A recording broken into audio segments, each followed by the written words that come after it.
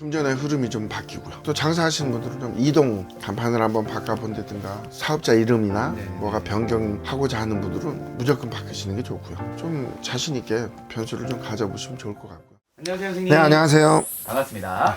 선생님, 오늘은 2026년 병호년 저희가 이제 59세가 되신 무신생 원숭이띠 분의 신년운세 같이 알아보려고 합니다. 본격적으로 알아보기 앞서서 일단 이분들 작년 한 해는 좀 어떻게 보내셨던 분들 많았을까요?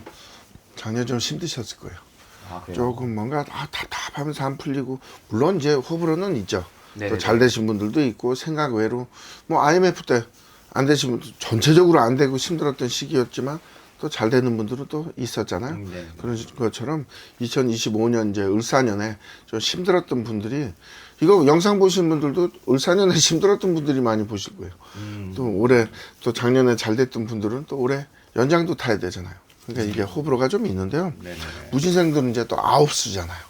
아홉수가 이게 별거 아닌 것 같아도 또 영향이 있는 분들은 또 몸으로 치거나 금전이나 구설이나 망신 뭐 그런 것도 좀 있겠지만, 또 자기 스스로도 뭐 평범하게 뭐 장사나 사업하시는 분들은 이제 그런 구설이나 좀 사람을 이렇게 관리하는 차원에서 그거 조금 신경 쓰셔야 되고요. 올해 무신생들은 좋은 게 금전적인 흐름이 조금 이제 낮을 거예요.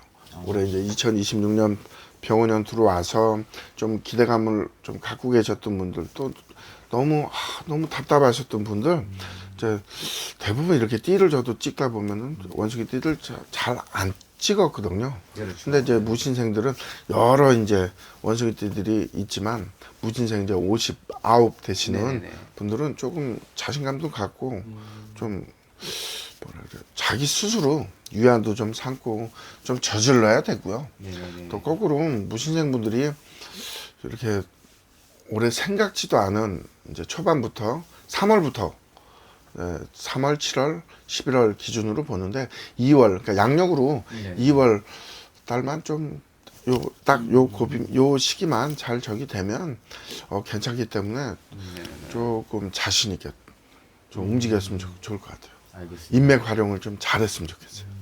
그러면 선생님 보실 때 무신생 분들에게 병호년 가장 많이 들어있는 운기라고 한다면 어떤 금전의 흐름이 좀 바뀌고요. 금전의 흐름, 또 생각지도 않은 요행도 좀 있는 분들, 뭔가 이제 그거는 좀 드물죠.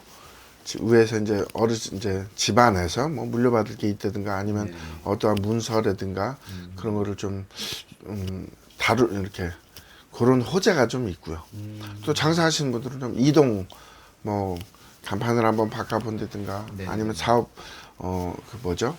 사업체가 그러니까 사업체는 있더라도 그 사업자 이름이나 뭐가 변경하고자 하는 분들은 무조건 바꾸시는 게 좋고요.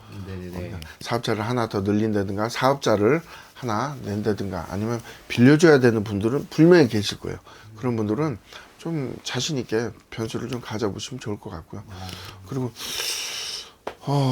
가을수 아직 좀 먼 얘기긴 하지만 가을수에 좀 이렇게 지병, 이제 관절이라든가 허리라든가 좀 그런 거 좀 유념하셔서 넘어가셔야 되고요.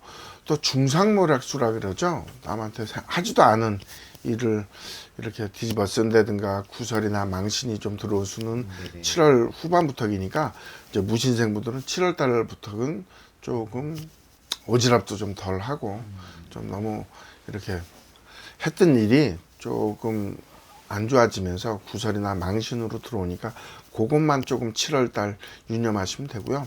그 전에 사업을 추진하시거나 하시는 분들은 이사 포함 집을 산다든가 하시는 분들은 과감하게 해보시는 거 좋을 것 같아요.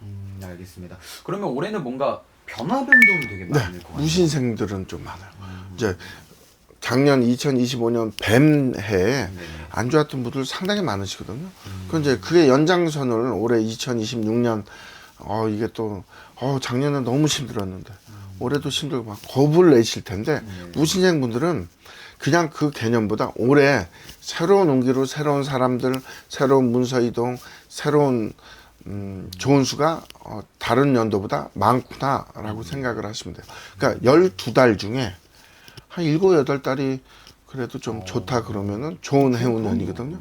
근데 이제 그 나머지 달에 조금 조심해야 되는 건 후반 보시면 되고요. 그러니까 제일 중요한 건 저지르는 거예요.